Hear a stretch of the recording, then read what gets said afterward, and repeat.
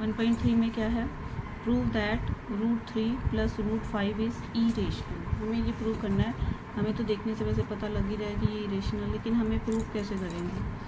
तो हम कैसे प्रूव करेंगे, पहले हम लिख लेते हैं कि लेट अस सपोज कर लेते हैं हम कि ये √3 प्लस √5 इज़ रेशनल है।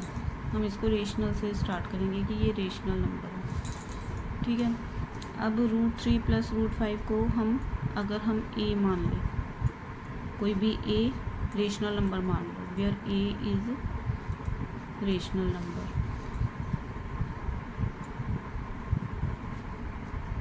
ठीक है।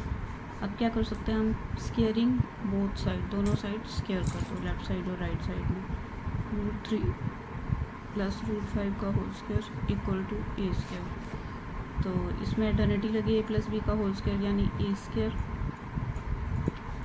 Plus B square plus 2 into A into B, ठीक है। तो ये बनेगा, ये 2 से रूट कैंसिल, 2 से रूट कैंसिल, 3 प्लस 5 हो जाएगा 8 plus 2 √15 equal to A square. अब रूट वाले को इधर रहने देना है, बाकी सबको उधर ले जाओ। तो 2 √15 equal to A square minus 8। तो ये बनेगा, अगर हम √15 को इस साइड रखें तो ए स्क्वायर माइनस 8/2, ठीक है। अब ये तो हमें रेशनल नंबर दिख रहा है और ये हमें इरेशनल नंबर दिख रहा है, लेकिन हमने क्या माना था कि √3 प्लस √5 को रेशनल। तो ये तो हमारी कॉन्ट्रोडिक्शन बन गई ना, विच इज़ आवर कॉन्ट्रोडिक्शन। और जो ये इरेशनल नंबर है, irrational number not equal to, ये दोनों इक्वल तो नहीं हो सकते ना, इधर रेशनल है तो इधर इरेशनल, तो हमारी असम्पशन तो रॉन्ग हो गई। So our assumption is wrong, ठीक है। जो हमने सुपोजिशन करी थी कि √3 प्लस √5 रेशनल है, तो इसका मतलब हमारी असम्पशन रो गई। तो √3 प्लस √5 जो है वो रेशनल नहीं होगा, इरेशनल ही माना जाएगा, क्योंकि हमने जो माना था वो हमारा गलत हो गया, ठीक है। ये क्वेश्चन आपके पेपर में 3 मार्क्स का आता है ज़्यादा, और ऐसे ऐसे बहुत सारे क्वेश्चन हैं, इनकी प्रैक्टिस अपने आप से भी तुम कर सकते हो, और इसमें ये लेके करोगे तो बहुत अच्छे से ये प्रूव हो जाएगा, ठीक है। तो इसका मतलब ये हो गया हैंस प्रूव, और नीचे लिख दो हैंस प्रूव, तो ताकि कोई भी एक नंबर भी नहीं आपका कटेगा, पूरे 3 के 3 मार्क्स मिल जाएंगे, ठीक है। अब है नेक्स्ट क्वेश्चन, शो दैट 12 की power n can not with the digit 0 and 5 for natural number n।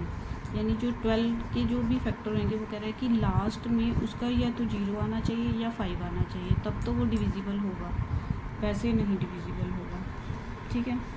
तो अगर हम ये ले लें कि इफ़ 12 की पावर n विद इसकी डिजिट कौन कौन सी आनी चाहिए, 0 and 5, अगर 0 और 5 इसके फैक्टर बनते हैं तो then it must be divisible by 5, तब तो ये 5 से डिविजिबल हो जाएगा। अगर इसके फैक्टर 0 या 5 नहीं बनते तो ये डिविजिबल नहीं होगा। ये कब पॉसिबल होगा, it is only possible when the prime factorisation, मतलब इसके जब भी इसके प्राइम फैक्टर अगर हम बनाएंगे 12 की पावर n के, तो वो कैन नॉट प्राइम, तो वो प्राइम नंबर नहीं बने, ठीक है। तो इसके फैक्टर अगर हम बना दें 2 इंटू 2 इंटू 3 इसकी पावर n, ठीक है, यानी हाईएस्ट पावर बन जाएगी 2 की पावर 2 इंटू 3 इन सारे की पावर n, ठीक है। तो इसमें तो ये प्राइम नहीं बन रहे ना, इसमें तो 2 मतलब 2 तो आ रहा है लेकिन 5 नहीं आ रहा, ठीक है। 2 तो आ रहा है लेकिन 0 या 5 में से कुछ भी नहीं आ रहा, तो ये नहीं होगा, ये डिविजिबल नहीं होगा। तो it does not contain as a prime number. ठीक है, तो इसका मतलब ये हो जाएगा सो 12 की power n can not be with digit 0 and 5। सो 12 की power n can not with the digit, क्योंकि इसकी डिजिट 0 या 5 में से नहीं बन रही। ठीक है, तो ये यहाँ पे कंप्लीट हो जाता है। ऐसे ऐसे बहुत सारे क्वेश्चन होते हैं, ये भी 3 मार्क्स में आपका क्वेश्चन आएगा। ठीक है, नेक्स्ट है थर्ड क्वेश्चन।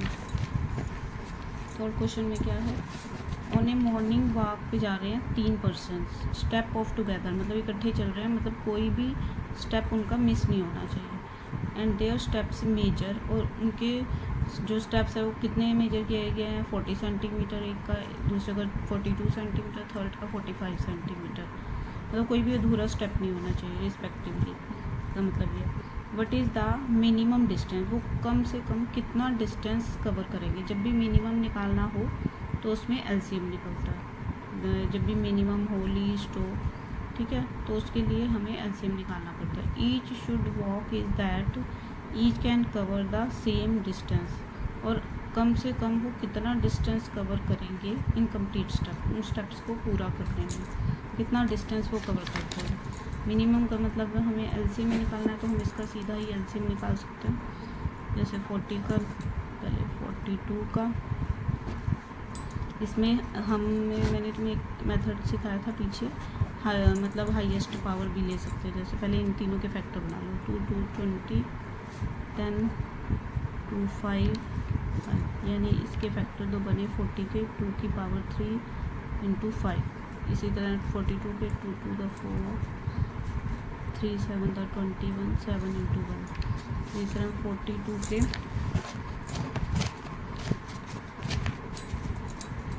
के फैक्टर बनेंगे 2 इंटू 3 इंटू 7। इसी तरह 45 के 3 इंटू 1 15, 3 5 the 15, 5 1 the 5, यानी 45 के बनेंगे 3 इंटू 3 इंटू 5। ठीक है, अब इसमें हाईएस्ट पावर लेते हैं प्राइम फैक्टर्स की। प्राइम फैक्टर्स में क्या लेंगे, एलसीएम लेना है ना हमें। हाईएस्ट पावर कौन सी, इसमें 2 की पावर 1 है, इसमें 2 की पावर 3 है, तो 2 की पावर 3 बड़ी हुई, 2 की पावर 3। फिर देखेंगे 3 की पावर, 3 में कितनी पावर है, 1 है, और इधर कितनी है, 3 की पावर 2 है। ठीक है, तो 3 की पावर 2 ले लेंगे। 5 की 1 है, इधर भी 1 है, तो इंटू 5 ले लेंगे। इसी तरह 7 में 1 ही है, तो इंटू 7 ले लेंगे। अब इन सबको मल्टीप्लाई कर दो, 8 इंटू 9 इंटू 5 इंटू 7। ठीक है, 8 9 द 72, 72 को 5 से किया, 5 to the 10 36, फिर 7 से किया, 7 6 का 42, 7 3 का 21, 2520, यानी 2520 सेंटीमीटर उन्होंने कंप्लीट डिस्टेंस कवर किया। ठीक है, सेंटीमीटर में था इसलिए हमने सेंटीमीटर में ही आंसर को निकाला। ठीक है, तो ये हो गया, हमने मिनिमम डिस्टेंस था तो हमने एलसीएम दोनों का निकाला। एलसीएम हमने हाईएस्ट पावर से निकाल दिया। वैसे हम दूसरे तरीके से भी निकाल सकते हैं, इसके 2 मेथड है एलसीएम के। तो ये बन जाएगा इसका आंसर 2520 सेंटीमीटर। अब इसको हम क्वेश्चन नंबर 4 पे चलेंगे। क्वेश्चन नंबर 4 भी सेकंड क्वेश्चन की तरह ही है, सेकंड पता नहीं थर्ड था जैसे। तो प्रूव दैट, इसमें करना है root P plus root q is irrational. दोनों को हमने इरेशनल प्रूव करना है, जैसे हमने लास्ट क्वेश्चन किया था ना, हमने लास्ट सेकंड।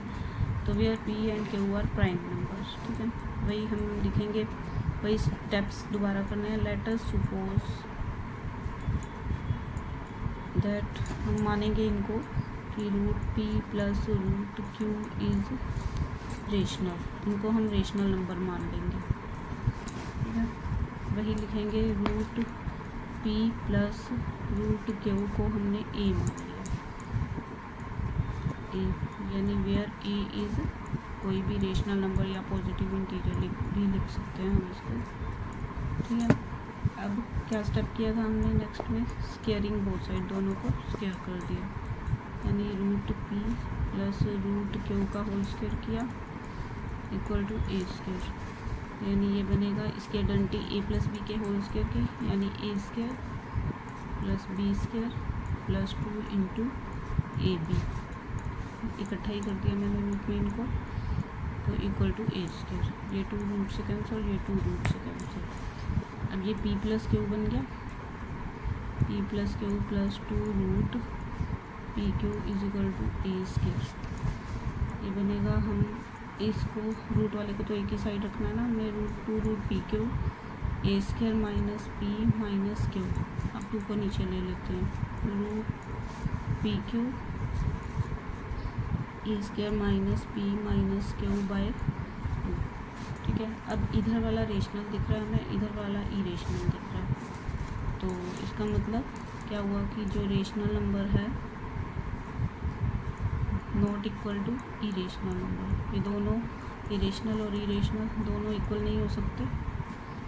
तो हमने असम्पशन मानी थी कि रूट पी प्लस क्यू को हमने रेशनल माना, तो हमारी जो हमने माना था ये हमारी कॉन्ट्रडिक्शन बन जाएगी। तो लिख देंगे अवर असम्पशन इज रॉन्ग, जो हमने माना था वो हमारी रॉन्ग हो गई, और दिस इज़ अवर कंट्राडिक्शन।